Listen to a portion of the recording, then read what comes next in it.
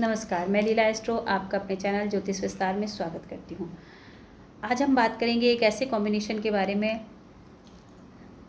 जिनके चार्ट में ये होता है, उनके काम बनते ही नहीं है और काम डिले होते रहते हैं। बनेंगे भी तो डिले, जो काम 20 साल की उम्र में बनना चाहिए वो 40 साल की उम्र में बनता है, जो काम 30 साल की उम्र में बनना चाहिए वो 50 साल की उम्र में बनता है। डिले टू डिले होते जाता है, डिले काम होता चला जाता है और वो जीवन से पक जाते हैं, हैवी डिप्रेशन में आ जाते हैं ऐसे लोग, और हमेशा संघर्ष रहता है उनके जीवन में।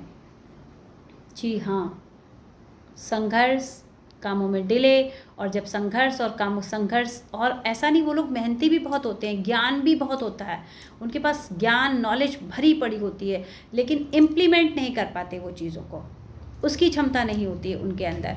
तो जब संघर्ष होता है उनके जीवन में, कामों में डिले होता है, तो डिप्रेशन तो ऑटोमेटिक आ ही जाएगा। जब जो हमें चीज़ 15 साल की उम्र में मिलनी चाहिए वो अगर हमें 25 साल की उम्र में मिलेगी तो ऑटोमेटिक है कि डिप्रेशन होना ही चाहिए। 50 साल में जो मिलना चाहिए वो हमें 40 साल में मिलेगा, तो ज़िंदगी में परेशानी के सिवा कुछ नहीं, जिससे कि हमारा मन खराब होगा। और मन खराब होता है कब? जब हमारा चंद्रमा इफेक्टेड होता है। तो चंद्रमा जब राहु के साथ होता है तो इस तरह की स्थितियाँ आती हैं कि हमारा कोई भी काम टाइम से नहीं बनता है, कामों में जो है डिले होता रहता है और जीवन में डिप्रेशन, भयंकर डिप्रेशन देता है ये चंद्रमा। कभी कभी तो लोग, जिस राशि में ये राहु और चंद्रमा का कॉम्बिनेशन होता है, अगर उसका स्वामी, उसका लॉर्ड अगर कहीं वीक होके बैठा है तो ऐसे लोग सुसाइड भी कर लेते हैं। जी हाँ, कितना भयंकर होता है ये योग। क्यों होता है, हमें क्यों मिला है हमारी पत्री में हमें ऐसा? राहु चंद्र जब हमें मिलता है तो कहीं ना कहीं पास्ट लाइफ कर्मास जो होते हैं, हमने जीवन में मेहनत नहीं की होती है।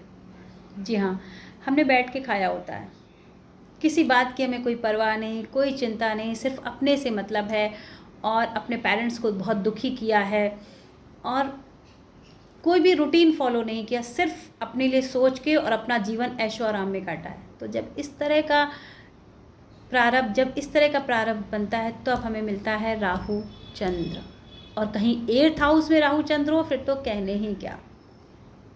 आपने जो लास्ट लाइफ है, जो पिछला कर्म है, उसमें कर्मास बहुत ख़राब कर दी हैं। आपने अपनी माँ को बहुत परेशान किया है, उनकी कोई हेल्प नहीं की है, उनकी कोई बात नहीं मानी है, इस तरह हमारे वेदों में लिखा हो। ये मैं नहीं कह रही हूँ, क्योंकि जिस तरह से मैं बोल रही हूँ आपको लगेगा कि ये क्या बोल रही हैं, लेकिन ये वेदों में लिखा हुआ है, ये मैं नहीं कह रही हूँ, वेदों की लिखी हुई बात मैं आपको बता रही हूँ। जो हमने एस्ट्रोलॉजी में पढ़ा है वो हम आपको बता रहे हैं कि राहु चंद्र जब 8वें भाव में बैठा होता है तो जीवन संघर्ष, मेहनत भी लेता है और संघर्ष भी लेता है। जब इतना संघर्ष और इतनी मेहनत आप करते हैं तो कहीं थोड़ा सा रिजल्ट आपको मिलता है।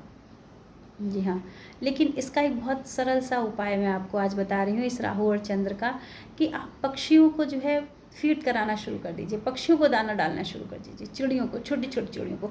जो पक्षी बहुत ऊपर आसमान में उड़ते हैं, ऊपर तक जाते हैं अपनी उड़ान लेके, चिड़ियाँ देखिए बहुत ऊंचाई पर उड़ जाती हैं, जब शाम के टाइम वो अपने घर को लौटती हैं, देखिए कितने झुंड के झुंड वो जो है बहुत ऊंचाई पर उड़ती हुई हमें दिखाई देती। शहरों में तो नहीं दिखाई देती, गांव में अभी भी दिखाई देती हैं।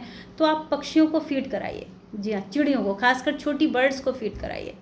अगर आप कोई कॉम्बिनेशन, आपके पास ये कॉम्बिनेशन है और आपका ऐसा है कि संघर्ष प्लस डिले, आप संघर्ष भी कर रहे हैं, ज्ञान भी है, नॉलेज भी है, संघर्ष भी कर रहे हैं और आपका हर काम डिले हो रहा, इम्प्लीमेंट नहीं कर पा रहे हैं, तो बहुत अच्छी रेमेडी है, आप चिड़ियों को जो है फीड कराइए, क्योंकि चिड़ियाँ ऊंचे आसमान में उड़ती हैं, तो फिर कहीं ना कहीं आपका जीवन भी ऊंचाई की तरफ जरूर जाएगा। धन्यवाद।